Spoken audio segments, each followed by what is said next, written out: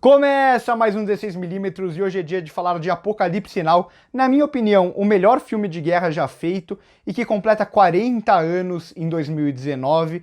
E por isso a gente vai fazer uma crítica um pouco diferente, eu vou usar um pouco mais de imagens e vai ser um pouco mais analítica do que eu costumo fazer.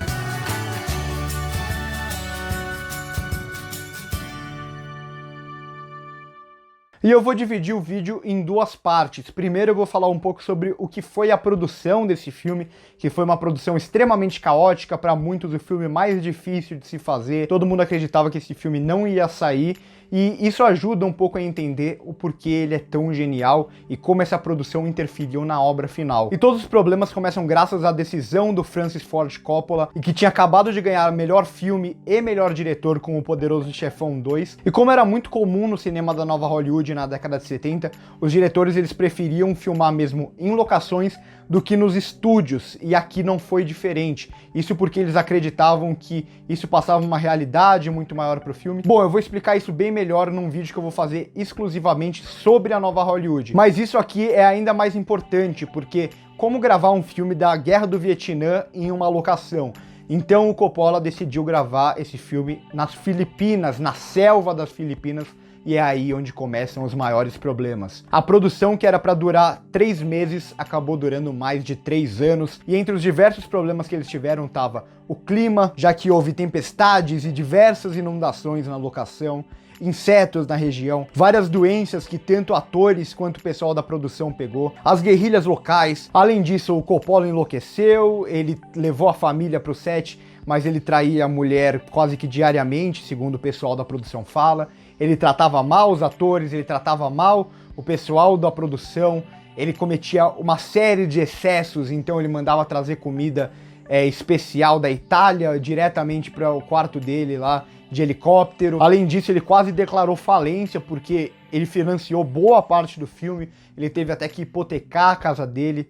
Com os atores também teve problema, teve que trocar o ator principal, o Martin Sheen teve que chegar lá às pressas para filmar. E o Martin Sheen mesmo teve uma parada cardíaca e quase morreu no período ali de produção, e eles tinham que abafar o caso, que esse caso não podia chegar na imprensa americana, nos estúdios, que senão era capaz de proibirem de continuar as filmagens do filme. Outro grande problema foi o Marlon Brando, que chegou 50 quilos mais gordo do que deveria, não queria aparecer, ele não gostava dos ângulos que o Coppola ia filmar ele, porque achava que deixava ele mais gordo do que ele realmente estava. E ele também tinha assinado um contrato de 3 semanas, e o Coppola percebeu que independente do que ele gravasse nessas 3 semanas, ele ia pegar o dinheiro dele e ia embora. E além disso, ainda tinha um problema da imprensa, que estava muito em cima do filme, tava criticando demais, falava que o filme não ia sair nunca, e ele realmente quase não saiu. Mas apesar de tudo isso, por sorte, tinha o Coppola, que era um cara que conseguia manter um controle narrativo, apesar de todo o caos da produção.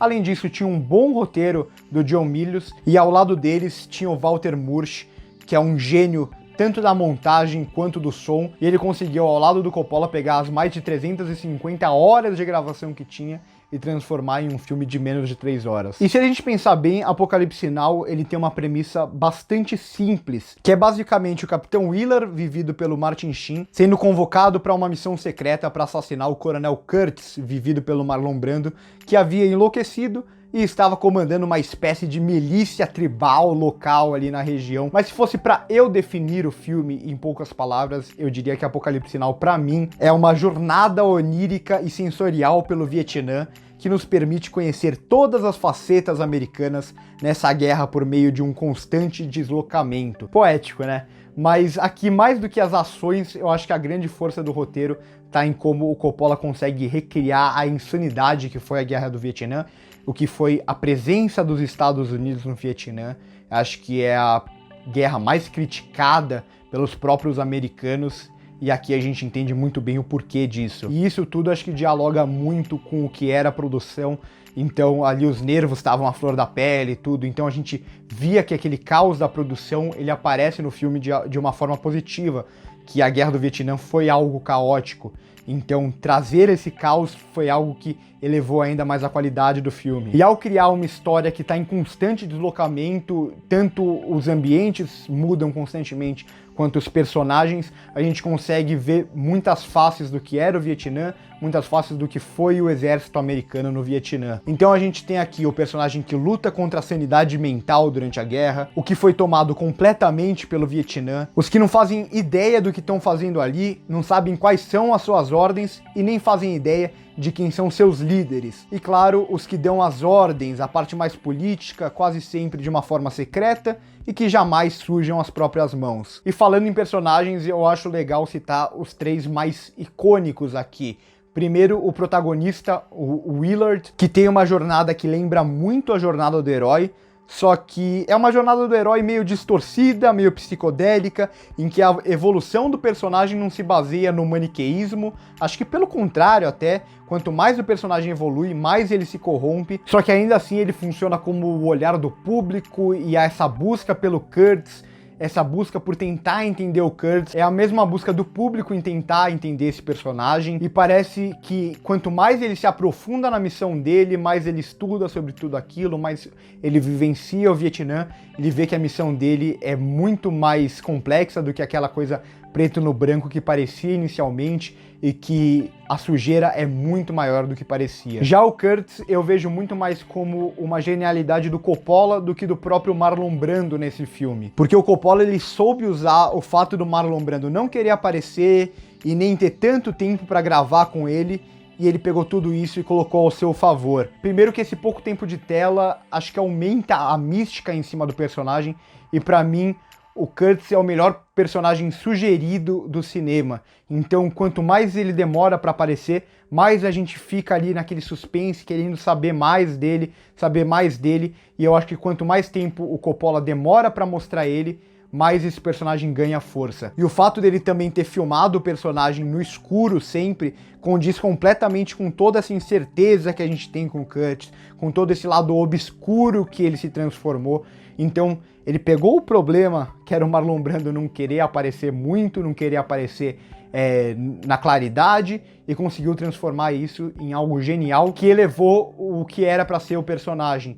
Então, se a gente tivesse um Kurtz aparecendo mais desde o começo do filme, eu acho que ele não teria metade da força que ele tem da forma como foi feito. E eu também não podia deixar de falar do Kilgore, que apesar dele não aparecer tanto, o Robert Duvall ele consegue captar a atenção do público e roubar a cena o quanto ele aparece. Então todo o segmento do filme que tem o Kilgore é espetacular, acho que é a parte que eu mais gosto de Apocalipse Now. E é ali também que tem os momentos mais icônicos do filme, como essa frase, I love the smell of napalm in the morning. E também a icônica cena dos helicópteros ao som de Wagner, que eu acho que é uma das cenas mais lindas e mais cruéis ao mesmo tempo, acho que da história do cinema. Ela é tão genial que ela consegue trazer o entretenimento no extermínio, na crueldade. Então o Coppola ele consegue deixar o público empolgado, e quando as pessoas percebem que aquilo se trata de um massacre, a porrada é muito mais forte ainda.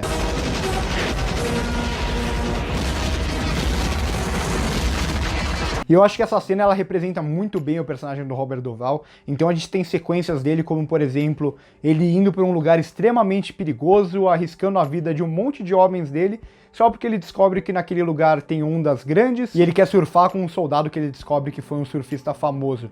Então acho que esse é o nível de insanidade aqui. E além disso, ele tem um discurso extremamente moralista e nojento até, só que o Robert Duvall tem uma atuação tão boa que ele consegue manter esse personagem incrível, ele nunca deixa cair pro caricato demais, e acho que isso é fundamental, é a gente sentir que no Vietnã realmente teve pessoas como o Kilgore. E também eu acho que vale a pena destacar mais 2 cenas importantíssimas desse filme. A primeira é a cena inicial, que já traz todo esse lado psicodélico da guerra, por meio da sobreposição de imagens, do som do ventilador que se mistura com o do helicóptero, do personagem lutando contra os próprios demônios e, claro, sujando a mão de sangue, que não poderia ser algo mais simbólico. Tudo isso numa sequência espetacular que dura, acho que mais de 7 minutos. Mas além da sequência inicial, também tem a sequência final, que é extremamente poderosa e icônica, que é quando a guerra do Vietnã toma conta por completo do Willard, que é como se ele tivesse sido consumido por completo pelo Kurtz, e é como se suas ações partissem a partir disso.